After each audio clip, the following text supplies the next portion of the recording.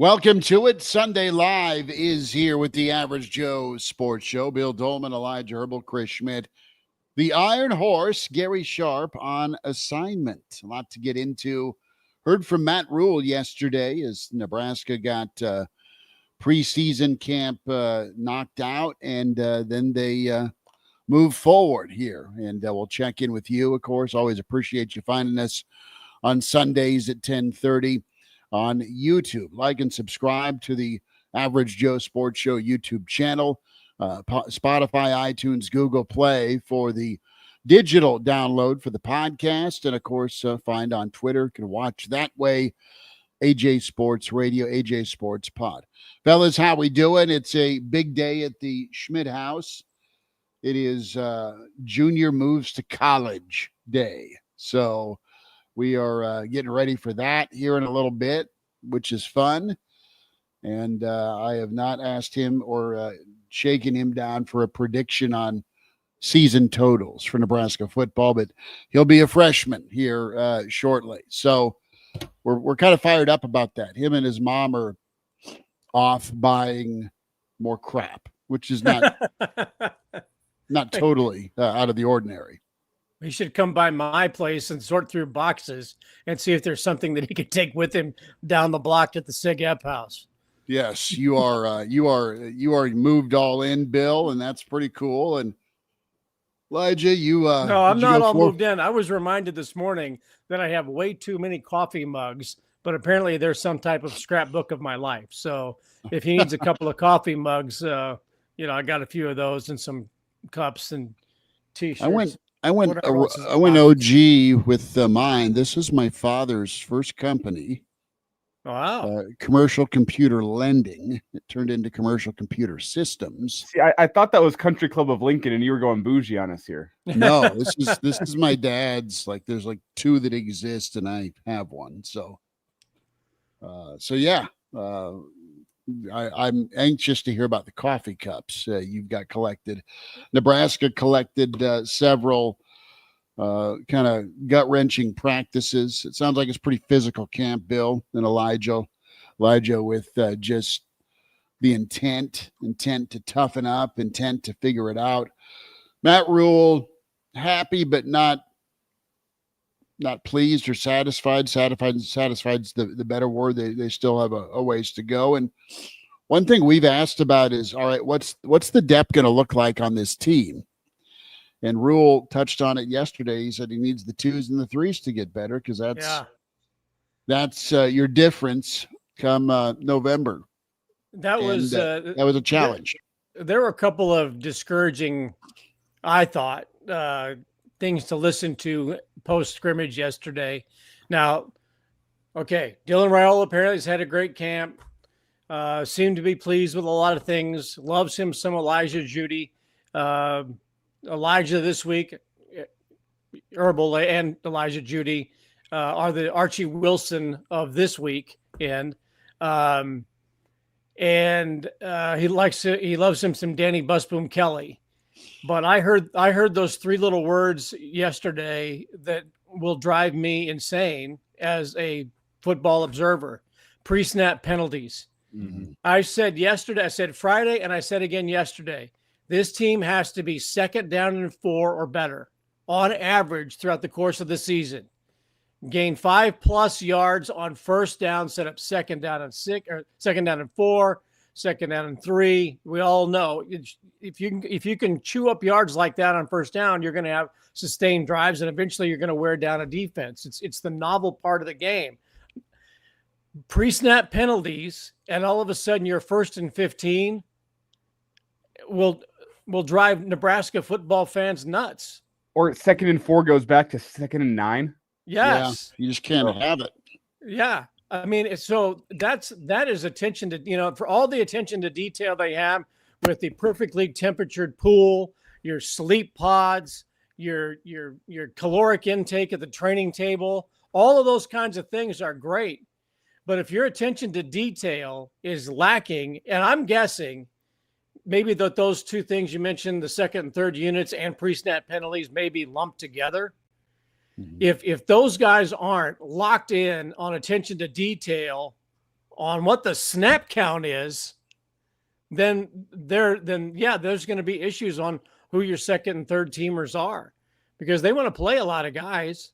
But if you're jumping the snap or getting caught on defense, jumping the snap and not playing disciplined attention to detail football, then you're going to have some issues, and you're going to have issues with smart Nebraska football observers and fans who are going to go, whoa, this is not acceptable anymore. I thought we were a developmental program and all that. And pre-snap penalties are the absolute worst, most undisciplined part of football. But Matt Rule did say you have another simulated game you're going to be rolling through next Thursday night to get some of that stuff cleaned up. That is the positive to take out of a scrimmage. And whenever they weren't committing penalties, which it sounds like both sides of the ball had a few issues with that. Sounds like it was a pretty evenly matched scrimmage. Both sides of the football are making plays. That's a positive. And you have still plenty of time to get things cleaned up before you head out to Arrowhead, including that simulated game next Thursday. So that's, if you want to look on the glass half full, at least you're identifying some of these issues now. That's what fall camp's for. So I think Matt Rule is going to be a little more forthcoming with that stuff coming out of a Saturday scrimmage, just because, you're going to clean up the defense and the secondary, especially being handsy, getting some holding, getting some pass interference call. You have time to get some of your pre-snap errors cleaned up, whether it be illegal shifts or illegal formations, false starts, like that mental stuff. You have time to get it cleaned up. And that is stuff that offensively, I think mental mistakes are easier to clean up than a guy that is physically outmatched and is holding the defensive end because he's getting his butt kicked out there every single time. Like, there's the glass half full look on it. Well, you mentioned the other side of the coin, and that was pass interference, defensive holding penalties. I mean, Rule was probably pretty livid about his secondary getting whistled as much as they did, or that was the other side of it that was not good. And you want to play aggressive, and I like that. I think I welcome it if I'm Nebraska, to see what I have, the athletes, the body types, the skill to just maul some folks and jam the opposing team's wide receivers, keep them from getting a free release and downfield. All that being said, hi Carson, you can't get caught for that. So maybe it was a tuned up Big Ten crew that was there that was just looking to throw flags, but it's attention to detail that he's trying to drill home. When we were talking about pass interference penalties and all that, I'm thinking, well, of course you brought in a Big Ten officiating crew. Yeah. That's part of the mantra, right? How many drives did Nebraska get multiple DPIs in their favor last year? Think about it. You throw the back shoulder and, well, there's a flag on the play. I mean, Nebraska was great at that a year ago. Well, I'd like to know. That's a design play in football anymore. Just throw it up and you're going to get 75% of the time you're going to get defensive pass interference. Okay, it's a wide receiver skill to have, to get out there and understand the body positioning to go draw contact from a defensive back. So I would say here, like, one of the big things you'd also like to overcome with an officiating crew on the field is you got to overcome those phantom calls Big Ten crews are making. I'm wondering if Matt Rule sat down with the officials before and said, you got to make sure to throw a couple phantom calls. We have booze, just like you do during the regular season. Yeah, exactly. We have booze in here on the loudspeakers. We'll get them playing. We'll get the refs ready as well. So throw that phantom flag. Get prepared for the booze. The team gets all ready for it. That'd be good to do. Yeah, we've already got the letters written from Troy Dannon to Tony Petiti. Yeah, we're working on that too. That's the attention to detail in Nebraska. We've already got the form letters pre-written. Just know whenever Matt Rule sits him down, whenever I scream at you guys today, just know I'm preparing for the regular season. Whenever you guys never screw us, it's nothing personal today. Let's get our shout outs going here on the Sunday live edition of the Average Joe Sports Show. Black Hills Brennan, good to have you, dude. Steven is in. Patrick is here. Vic from Denver, good to spend time with Vic this morning. Melissa, thank you, from Scotts Bluff, saying what's up. Other Dave is here, which is good to hear from other Dave. Arlo is in.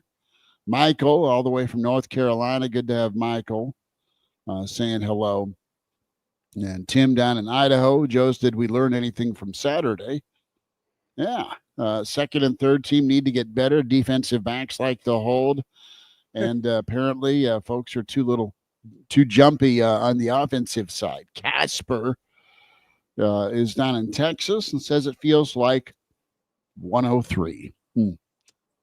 Corn Raider says Jordan Larson is still better than any college player. Probably. Ed Foley is here. Ed, good to have you, bud. Brian Snitley, part of the Boulder Peace Treaty, asks a really important question. And let's get into this. Who plays more snaps at left tackle in Kansas City, Gatula or Pritchett? Dun, dun, dun. You know what, man? I'm going to, and we can always burn this tape, put my money on Gatula. I think when push comes to shove this season, who's going to be the man standing? Who's going to be the guy that is reliable, dependable, that's most consistent? It's going to be Gatula. It's not that you won't see Pritchett, but I think Gatula is going to come into his own, and he has met this challenge head on and has done a nice job. I don't know if he wins the starting job, but I think Gatula has really separated himself as one of these young guys that really has thrived. And I would feel really good about Gatula. I'm in the same boat.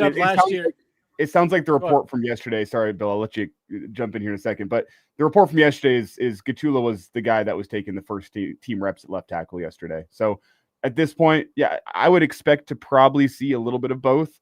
But I'm banking on Gatula being that guy. If you're taking the first team reps at the scrimmage to close out fall camp, as you start kind of actually preparing for Cincinnati, kind of tells me everything I need to know. And that being said, I wasn't there. But sounds like he's had a strong fall camp coming off of injury. He didn't let the injury derail him. He made some strides during the offseason. He's come back better than he was last year here in fall camp. So I'm putting my money on Gatula. Well, speaking of money, and I don't know what either one of them makes in terms of NIL dollars, but I'm guessing that to get Elijah Pritchett to come up to Nebraska from Alabama, he's probably a little higher on the pay scale in the new era of college professional football than Gunnar Gatula. So you're either going to be motivated by the money they've given you to come up here and play as a transfer portal player, or you're going to be motivated by the other guy's money who got paid to come up here in the transfer portal. So Gunnar Gatula, I would think, is looking at it going, all right, you're going to pay him that kind of money? I'm going to be motivated to make that kind of money myself. And I'm going to either push him and take his job, or you're going to pay me what I'm worth. So maybe he's more motivated, and, the other guy's collecting a check. And that's not to disparage Elijah Pritchett in any way, but money can certainly motivate those who aren't making it.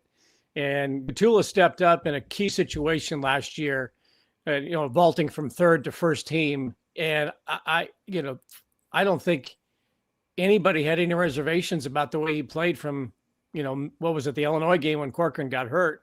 After that, there was really no question marks about him. So I think Gatula certainly earned to be in that conversation and earning the job and not just given to Pritchett just because he's a high paid transfer.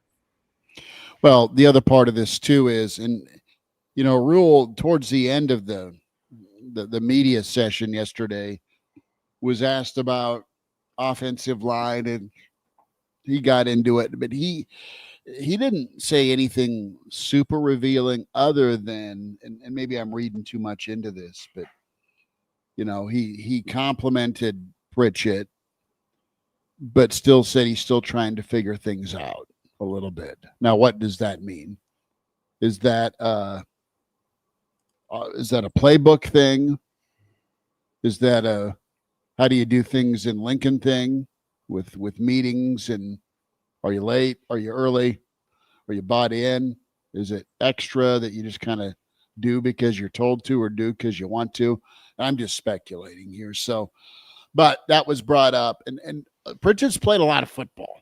All right, he's played a lot of football, and he's coming from Alabama. So, I guess my anticipation would be It shouldn't take a guy that played at Alabama, 4 years that long or this long to still figure things out. Well, I would think his football life would have prepared him for what things are going to be like in Nebraska. You're not hearing the same things about Rocco Spindler, No. that Rocco's trying to figure out how we do things. Or Dane Key. Or Dane Key, who got a single digit, so everybody's got an individual story and an individual journey once they make their way to Lincoln. But you're not hearing that about some of these other, transfer portal players. And that's one of the dangers of the transfer portal too. Not just at Nebraska, but anywhere. I was probably, a coveted recruit. I go to a major institution for the most part, and then I'm going to transfer to another one, and I'm going to kind of do things my way. Well, that's not the way it's going to be if you get into the right culture. So you have to adapt to it. You can't continue to be, on your own path. The guy from East Tennessee State, and all of a sudden the name is escaping me. I had it prepared, but he talked about how appreciative he is of, the opportunities and everything that's being given to him at the training table. Whereas he used to have to go, when he'd go to games, it was to, you have to go to the cafeteria with the rest of the students, so certain players certainly appreciate all the amenities that Nebraska provides. And, maybe you're used to the way things are done at Alabama. I thought that the Elijah Judy story was really great. And how he has, changed his life, or grown up, matured here at Nebraska, married with a kid, and graduated the other day. That was a great tip of the cap to him yesterday. And I will say quickly here with Pritchett, you're going to need both guys. You're going to need Gatula and you're going to need Pritchett. Mm-hmm. Talked about this plenty. The starting five you roll out with at Cincinnati, it is very rare to see them start all 12 games for you, just because of how rough and tumble offensive line play or just lines of scrimmage are in the Big Ten. You're going to need multiple tackles. You're going to need multiple guards. You might need a second center. Like you have to be ready, because guys are going to get hurt along the offensive line. So whether that's for a drive, whether that's for a game, whether that's for the rest of the season, guys are going to need to be ready to step up into that moment. And I think that's what you're looking at with Pritchett right now, is like, make sure this is a guy that is ready to go step into that moment. Because I think right now it's Gatula's job to lose at the left tackle spot. And that's no indictment against Pritchett, I don't think. Some people are going to pick it up faster than others. Like Rocco, by all accounts, whenever we talked to him and the reports he had at Notre Dame, he was always that team first, hardworking guy, kind of chip on his shoulder. Not to say that Pritchett isn't, but you hear the reports out. He's got to learn how how essentially how Nebraska does things. And if it takes some time, okay, as long as you have him ready to step into a moment, whenever that moment inevitably comes this season, you're okay. Like a guy can bring value, and a guy can earn his NIL checks without being a starter for you on the offensive line, because of how many guys are going to play there. Well, Brian says, hopefully Pritchett's not Mizuka 2.0. This is funny, and I put it up a little bit ago, but Ed Foley says we're missing the main point. Teddy Prohaska fit into a Ford Ranger during the commercial, or the video drop of Nebraska's all-black unis against USC. That's subtle, and well done, Coach Foley, about Teddy P fitting into a Ford Ranger. I mean, we all expect Teddy P to fit into one of those King cabs, but a Ranger, good work. I got a great story about this. Everyone obviously remembers Bryce Benhart. Early in his Husker career, and he was massive, obviously, like 6'8", 6'9", like this stupid tall guy. Not like that, but like just ridiculously tall. He used to live actually early in his Husker career across the street from my barber, and he drove around in this tiny little Nissan.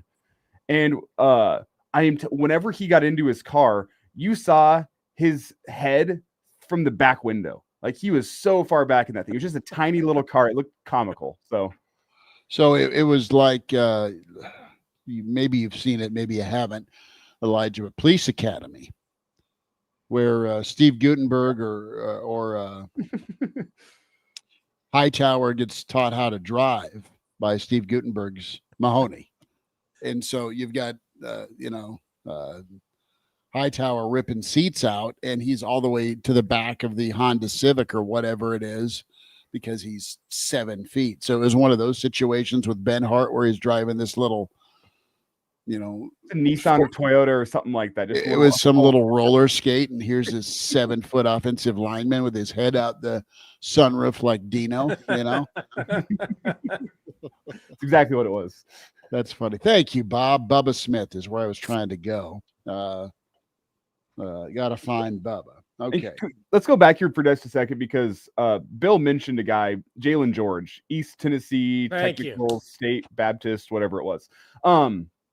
He has been he's come on strong as of late. He won a black shirt, or not black shirt of the day, a defensive player of the day at fall camp earlier this week. And for the concerns that we were discussing along the defensive line, he's a guy that's come in and performed in fall camp like a guy that wants and deserves a lot of playing time. So I mean, it could be a guy that you look at that we concerned about the depth of the defensive line a couple weeks ago. Well, Jalen George wasn't out there practicing. Since he has come back from that injury, been a full go, he's been a guy that has really impressed the coaching staff to the point where, as I said, you're getting voted as defensive player of the day, stepping into a football program where you have a lot of guys on that defense, especially in the secondary, that have played a lot of football. To go out there and get the player of the day defensively means something. Well, again, there's a guy who's like, I mentioned it. I'm getting all these things. This is my swag bag for the day. This is where I get to eat. This is what I get to do and live. And it's not East Tennessee State anymore. I'm not going to let this opportunity pass me by, because when they get around to 105 next year, I want to make sure that I'm around, that I'm not going back to some cafeteria at a directional state institution, right? I want to keep doing this. This is where I want to be. And so some guys are motivated by that and just happy. I mean, whatever he's getting at the training table is worth it in NIL dollars, the amenities of being a Husker football player. And, Marshall coming from Idaho, and, those guys, they're enjoying everything that's being given to them right now. And they're probably not all that highly paid compared to their teammates. So that's a motivator. Man, I don't want to lose what I got now because I never had it before. Well, the gratitude part that Rule talks about is very real. And you got a couple of instances, guys really happy just to be here, but they also want to provide and produce. And what's the rest of college football look like aside from the Ohio States and Texases? How big of a drop-off do you think there is for everyone else's twos and everyone else's threes in the Big Ten? Because that's the thing that Rule drilled down on yesterday with how much of a gap there is. And you guys worried about that, the gap? And listen, the offensive line, I think they're pretty good. I mean, I believe what I've heard from the coaches that, they've got 8 to 10 guys I feel pretty good about. There's going to be obviously some difference with your ones and your twos, but for the most part, that group's pretty good. I think there's quite obvious a ton of drop off between your 1 and 2 at quarterback. And that 2 spot is continuing to be a fight where you've got some real confidence with Latif trying to challenge the old guard. Wideouts, I don't know. You got some young guys like a Quinn Clark that has been highlighted this week that he doesn't have to wait his turn, so to speak. He's talented enough to go back and make plays. And then on the defensive side of the ball, that's really the coin flip, isn't it? What are we looking at with this Nebraska football team beyond the 5 guys we think we know are going to be penciled in up front? Was the comment made that we didn't go as long as we were planning on yesterday because our wideouts got a little worn down toward the end? Yeah, he said that yesterday. I thought there were like 30 wideouts in that room now, and they were all fighting for spots. And to think that you're getting worn down. Well, there's the line of demarcation. I know. I thought that was a little troubling. That guys are getting tired. We're just going to cut this scrimmage a little short because the receivers are getting worn down. I would think those receivers would want to be out there running patterns until they, told them to go home, because the big question is, how is he going to distribute the ball to keep everybody happy? And if they're getting worn down, shouldn't they be in tip-top shape? But that was one thing that's troubling. Look, when you get to those second and third and even fourth units, which are going to be a rarity in college football with the 105, what matters is what kind of repetitions are they getting in practice. Are 75 to 80% of the snaps going to your top units as it is in the NFL, as it was at Nebraska 20 years ago when the downhill slide began? There were players at Nebraska that wouldn't even get taped up for practice. They told us that because they knew they weren't going to get any reps. They were just going through, fundamental drills, but weren't going to get reps. And, the thing that, Tom would do back in, forever was you had those 4 stations or 3 or 4 stations where everybody was getting up to 70 reps or more in practice every single day. So you didn't have drop off. Everybody was busy. Everybody's running the plays. Craig Bohl took that mentality with him to North Dakota State and built an empire at NDSU, right? Because everybody was getting the same amount of reps every single day and not standing around watching like they do in the NFL. And then he took it to Wyoming and had good success there. It's certainly a different classification than Nebraska and North Dakota State. But man, if you're not getting reps, if you're just standing around and practicing holding a clipboard, your second and third units aren't going to be very good. You have a couple of things too with tackling and sustaining drives. 2 question marks here from earlier in the week. And Rule talked about, Elijah, that Nebraska was better at tackling. Good news if you're a big Red fan. And the other part of this too is just the reality that Nebraska was able to sustain some drives. And that's big because, Dana hit the old, some of us looked at it and the Big Red Nation said, panic button. They can't knock out an 8-play drive, man. What's going on? And I'm exaggerating a little bit here, but they're really on their to-do list, right? Second and third team. How are you performing? Are you tackling? What's the word on left tackle? Oh yeah, sustaining drives through 3 weeks of camp, and they're still on it. Vic is asking a question about. Can I say I'm not worried about that comment from Dana. Yeah. It's what we know of Dana Holgorsen. What do we know about him? He is going to have a smaller play sheet, and he is going to rep the living hell out of every single play until he is confident that the offense can run it perfectly with no doubts. That to me seems like his fall camp mantra. Hey, we're not going to worry about drives. We're going to do some situational football during fall camp. We're going to rep the hell out of the plays we're going to be calling this year. And I don't want to say you'll make the assumption because there's still time to work on it, but I feel like from a Dana Holgorsen standpoint, it's one of those things where it's like, if I have confidence that my guys can go out there and rep every single play on my play sheet, we can worry about the drive later. Like, let's make sure the offense is able to rep the plays that I can call. And then once you start getting late in fall camp and start preparing for Cincinnati directly, that's where you're going to go and say, all right, now let's start working some drives with the plays that I already have confidence that my offense can run perfectly every single time. The offense was efficient, got off to a good start. Defense came back, pushed back. That the word from Rule yesterday. You have our friends from the Big Red Junkies. Check their podcast out. Why is no one leaning to the D being really good instead of questioning the O? D is getting no confidence this fall is wild. So maybe they're kind of finding their footing, Elijah and Bill, with the defense fighting back, because that's been the narrative all camp is, all right, what's the defense going to be and how good do they need to be, right, for a successful season? That's the question. Well, conversely, as I've talked about, Nebraska's got to be second down and 4 or better offensively. It's got to be second down and long 8 on second down and 7 on the other side of the ball, and all that. I think most people have zeroed in, and we have, and I have, on the D line. How good is Nebraska going to be at the point of attack? That's, to me, is the biggest question. We've all fallen in love with Archie. They brought in a long snapper. You got 3 kickers that are at least serviceable. So, okay, so we think we're good there. Pretty solid at holder. So, and you got Mike Eckler on special teams. Offense, you've got a returning starter at quarterback, more depth along the offensive line than you've had in forever. Emmett Johnson is a solid number 1. Questions about what the rest of the room looks like, but a pretty decent running back room. Receivers should be really good. Tight ends should be really good. On the other side now, defensively, there's 40 defensive backs to choose from.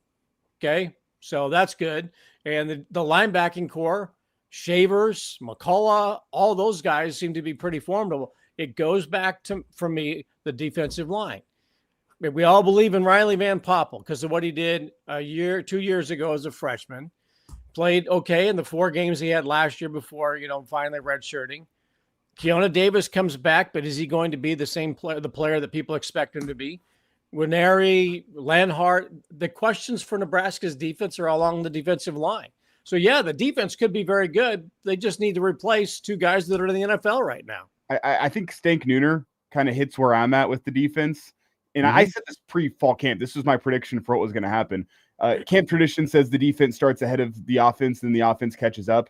Maybe this year that's swapped. That's, I think, what is happening. Because the offense got, returning production in a lot of places aside from wide receiver, and they got experience with Dana Holgerson running the show for the last couple games of last year.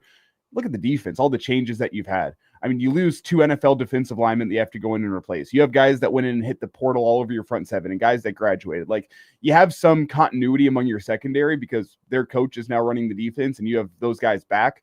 But elsewhere, you have guys that have got to pick up experience.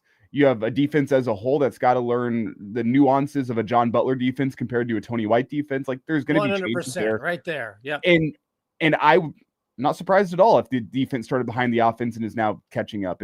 And Big Red Junkies, on a similar vein, talks about the fact that he thinks there's more talent on the defense now than when Rule stepped in 2023.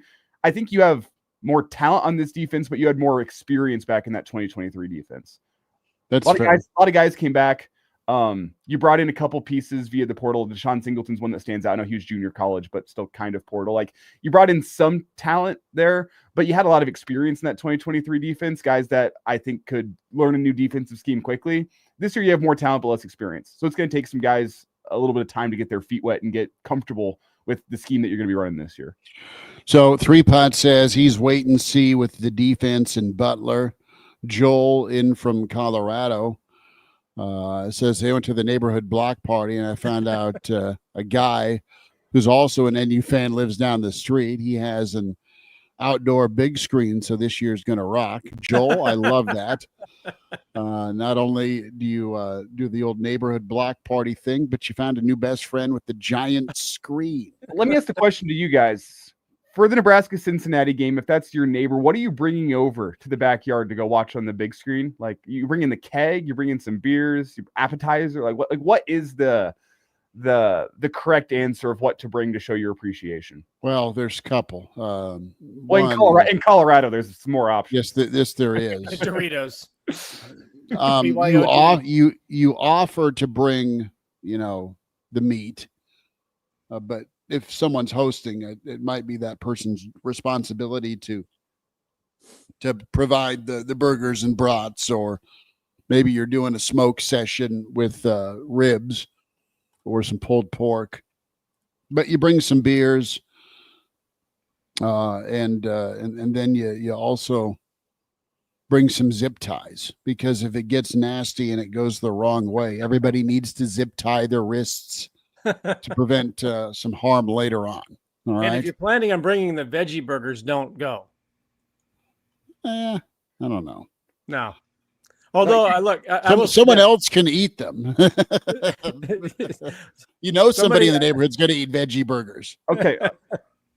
Veggie burgers aren't bad if you're not trying to pretend it's a real burger. Right. You got to know the expectation. Know the expectation, and hey, you can't put the same toppings on a veggie burger that you do on a burger, because you're going to be disappointed. You're going to bite into it and say, man, this is all right, but I wish this was a real burger. You set the expectations differently. There's some different toppings on there. you get a little bit more fresh. You're throwing some fresh avocado on there. You slather it in avocado and red onion. Red onion's a big one. You're adding flavor in a burger. You're trying to accentuate the flavor of the meat. That's what you're going for. In a veggie burger, you're trying to use toppings to cover up the fact that it's not an actual burger, and you go in expecting that, Okay, here's a Nebraska veggie burger. Somebody that Schmidt and I worked with once was telling me a story that went up to do some business, I believe in Norfolk, but somewhere in northern Nebraska. And they go to a local establishment, local tavern to have some lunch and a couple of beers. And the guy that we know orders the veggie burger. So they bring out everybody's meal, and lo and behold, it's a hamburger with lettuce, tomato, onions on it. And he said, I ordered the veggie burger, and the waitress said, that is our veggie burger. It's got vegetables on it. That's what we do it. That's the way we do it in Nebraska. Yeah. So that's my kind of veggie burger. All right. So if that's the plan, then you can come to the party, but otherwise you don't belong at a football party. Yeah, Kobe, you are right. It is Colorado. So veggie burgers, smoke, and hot tub party, it sounds like. So this is good. Hey, getting back to the defense. Send pictures though. Send pictures of your party. Not the Speedo. Right. Yes, the party, the backyard party, the backyard screen, not hot tub time machine. Getting back to the defensive thing, though, John Butler has been a defensive coordinator. That was at Penn State a while ago, right? I don't think anybody should expect Nebraska's defense to look like what Tony White did the last couple of years. Nobody has ever said John Butler is a disciple of the 3-3-5 and that he got the job from, Matt Rule gave the job and then handed him Tony White's, defensive playbook. And remember, this was Tony White's first go around as a defensive coordinator at that level. He's a Rocky Long disciple.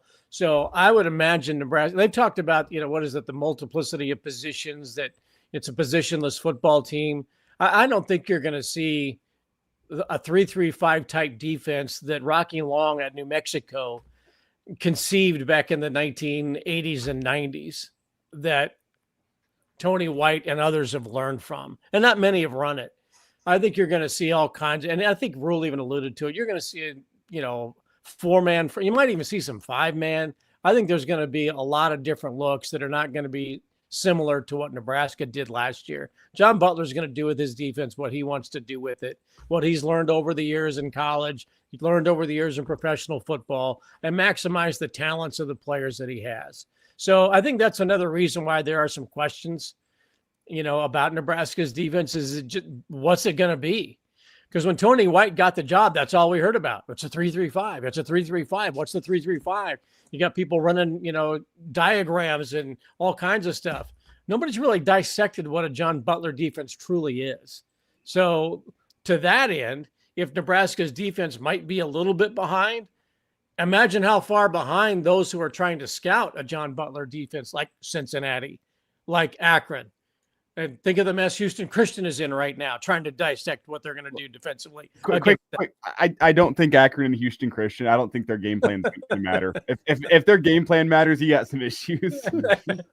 Here's the deal. Michigan's going to come into town, and they're going to want to run the football straight at Nebraska's defensive line. That's what they're planning on doing right now.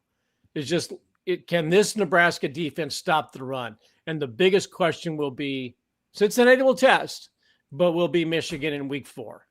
That's where they're going to figure out, can they stop the run at Nebraska?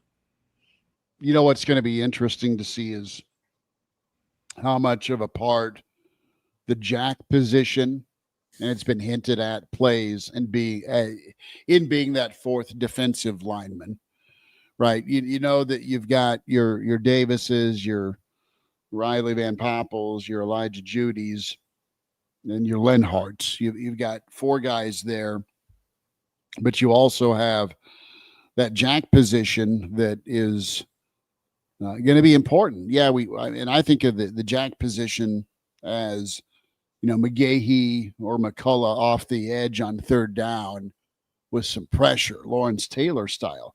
But they're going to need to be really good at setting the edge and being pretty prominent in getting to the ball carrier and stopping the run. So that position is the hybrid you love, because they need to be able to have the ability to play with their hand in the dirt, Elijah. Yep, and that's what I was going to say is the question with that position is, do they allow you to be flexible? That's the whole point of the jack position, is it allows you to be flexible to keep the same or similar defensive personnel in the field no matter who the offense throws out there.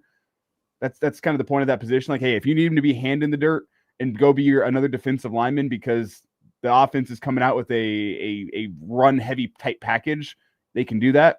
But if you come out and the offense has that package, but now they confuse you and they spread the ball out and they got two tight ends standing out wide, you don't need to go change personnel. You have a jack guy that can go out and though it might not be what they excel at, they can go play out in space. They can go cover some passes. They can drop into a zone coverage and be fine there.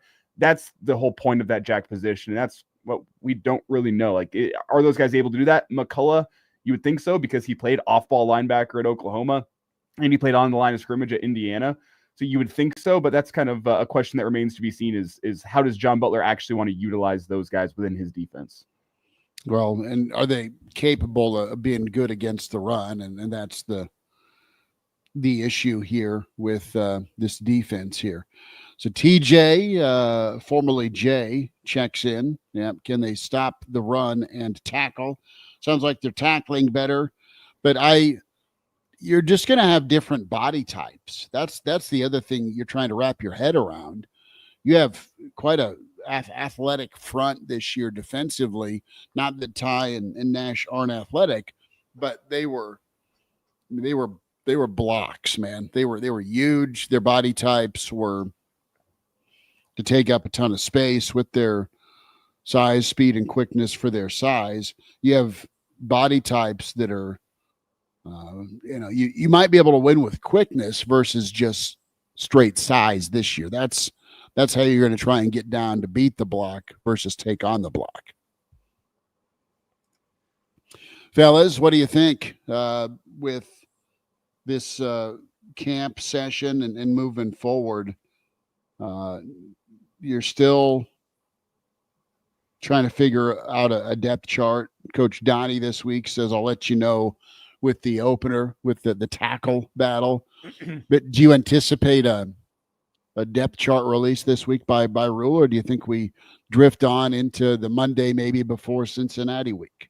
I would bet they don't seem to be all that in a hurry to provide a depth chart. It doesn't seem to be really a thing in college football anymore. I think we know who QB1 is. I think we know who RB1 is. But after that, to think that first unit's going to be out there for every single play, and then you're going to like roll it back. I mean, you've got situational players now. Who's your number one rush in on third down and short? Who's your number one rush in on third down and long? Who's your jack in this situation inside the 20? It really comes down to responsibilities and situations and who responds, the best. I think that a depth chart is kind of a tradition, if you will. Mm-hmm. And we may not know who the starter is going to be until, they line up on Thursday, the 28th. Oh, okay. What you might get is a depth chart that says Gunnar Gatula or Elijah Pritchett or you have four oars in the water at every position. Yeah, that's exactly. I would bet Matt Rule talks to the media next on Friday. That is about a week out from game time. I would bet we get a depth chart that tells us just about nothing on Friday with the amount of it'll be Gunnar Gatula or Elijah Pritchett. Mm-hmm. Yeah, it'll be a lot of oars. Yep. It'll be Emmett Johnson, and it'll be Mekhi Nelson or Isaiah Mosey or Quentin Ives, or it's going to be a depth chart that is going to give us very, very little insight, I believe. Look, if Nebraska gets the opening kickoff and downs it, at the 2-yard line or something, and it's going to be a different starting lineup than if they return the opening kickoff to the 42-yard line. You might have Elijah Judy starting as the fullback because they're just going to try to get a couple of yards, You know, I mean, it's situational football. Who's best in that situation to move it wherever you need to move it to at a certain time in the game. So yeah, I think it's a lot of oars in the water. But you do have some guys are going to Sierra Wright. Okay, he's your guy. He's a corner, right? McCullough probably will be a starter. Riley Van Poppel, Cam Lenhart. Beyond that, I wouldn't put too much stock in it. I mean, are you seeing a world where Judy and Van Poppel are starting together, or is one backing up the other? I think they're both in the field. Okay. I do too. Yeah. And then Keona Davis. I mean, I'm excited to see that dude. Mm-hmm. Williams Winery. Mm-hmm. Yeah. Right. So that's where you get into it. Is it a true 3-3-5, or are they going to open up with a 4-3 look? Who knows? Before we get out of here, guys, I do want to ask you the question: how does a 28-team college football playoff strike you? Do you guys see this, a 28-team college football playoff? Do you guys see this? Oh, yeah. With the Big Ten, yeah. Because you got Petiti talking with the CFP, and they're saying, hold our beer here from 12 to 16. Let's go from 16 to 24 or 28. I mean, he's already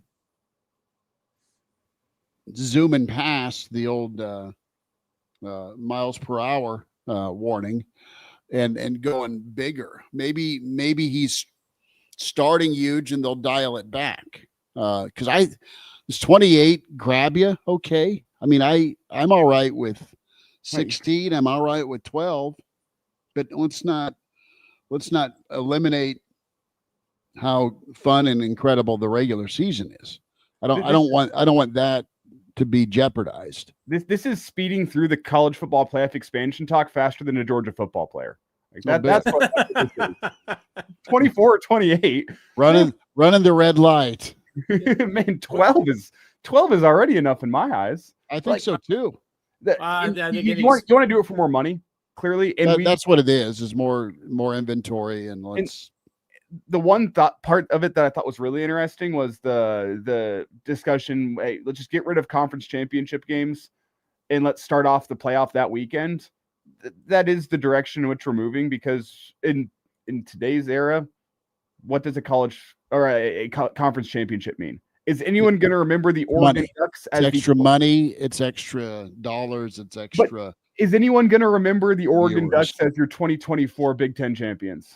No, I think it was Ohio State as the national champions. Right. But to supplement or not do away with that income stream, they'll replace the opening round of the playoff in favor of that conference title game. That way you don't lose out. Yes. Let's just start the playoff like they do in high school, like in the second week of October. Isn't that when high school football district playoffs end of October? Yeah, I mean, 16 has worked in all of the other lower levels of college football. 16 is what it ought to be at the highest level of college football, so that you're not given buys. I get that the NFL has buys, but every team should have to play the same amount of games in the playoff, to get to the national championship. Because if you're going to seed it 1 to 16, or 16 is not going to win a national championship, but one ought to be playing an extra game and not getting a day off. Yeah. I don't think that works. But 28 and 24, come on. Just 16 is fine. Don't forget, we don't want to push aside the sanctity of the bowl season. Remember that argument for decades. The sanctity of the Rose Bowl, the sanctity of the Weed Eater Poulon Bowl. We don't want to lose the sanctity of bowl games, right? Why don't we get it something? I know the Cheez-It Bowl is there, but why don't we have the Gardetto's Bowl or the Bugles Bowl? The average Joe Bowl. That's fine. Throw it up. I do wonder though if this is the classic. It's the opposite of a Facebook Marketplace lowball. Whenever you throw in that lowball offer to make your other lowball offer seem a little more reasonable. I wonder if this is Petiti saying like, "Oh, you don't like my idea for a playoff? Well, guess what? I get a lot crazier and it's going to make the original offer sound a lot more. Some automatic qualifiers isn't that bad actually. If you actually want to go to 28, okay, let's come back to the bargaining table. You are going to complain to me. Watch this. How about a Survivor season? You lose, you're done. Season's over. Week 2, it's over. Pack it up. Go home. Survivor Bowl. There you go. On that note, I'm going to survive a move. I've already survived one, Bill. Put all the conference commissioners on an island and make them actually play Survivor. Whoever wins gets to determine the college football playoff format. No, give me a Survivor island of coaches. Put about 15 coaches on an island. Who would win? Battle it out. Who would win? You think? Who's the craziest, toughest coach in college football right now? But Survivor's also got that, that tactical social element to it. So it makes it such a special game. I was a big Survivor fan back in the day. Being the disciple of Leach that Dana is, I think Dana is a strong option. If we're doing Husker coaches, or because Signetti comes to mind that he now that Orgeron's on the beach, I could see Signetti putting the eye black on or Eckler, but Eckler's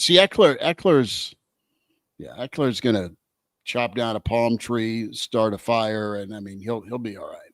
But you can't be too threatening or else you get kicked off. And that's what I worry about with Signetti and Eckler. I think Kenny Dillingham, he seems like a Survivor winner. I love him taking a shot. He's like, hey, you'd think a playoff team would have their own bleep and indoor practice facility. Guess not. I took a shot at the old boosters this week. That's pretty good. Fellas, appreciate you all. We'll be back at it later this week, tomorrow at 4 on the Average Joe Sports Show weekday edition, Monday through Friday on KFOR, and of course across the Average Joe Network, Kearney, Hastings, Grand Island, Columbus, where you can hear us on the radio, can watch us on YouTube with the Average Joe Sports Show YouTube channel. Subscribe there. Spotify, iTunes, Google Play for the podcast download. And then on Twitter, AJ Sports Radio, AJ Sports Pod, at Bill Doleman, at Herbal Essence for Elijah Herbel. Thank you, Bill. Go Big Red, as Bill is signing to us. At least he can, and then Chris Schmidt at Schmidt_radio for me. I will let you know tomorrow how the move-in goes. And Bill, thank you for leading the way with moving weekend. And thanks to Carson. Last night we had dinner. Chris and I, and Carson was there and was talking about his move into his fraternity today, which has brought back a lot of fun memories from Animal House just down the block. Eric Stratton here, Bill Doleman. Yeah. I had a lot of fun. I had a lot of fun down memory lane last night. So, yeah. My roommate Alex actually did all the plumbing for the Sig Ebb house, Schmitty. So if Carson has any issues there, let me know so I can make fun of Alex for doing that. Well, if there's plumbing issues at the Sig Ebb house and Carson Schmidt's involved, it would not shock us. So on that note, we all have a good one. We'll talk next time. Thanks.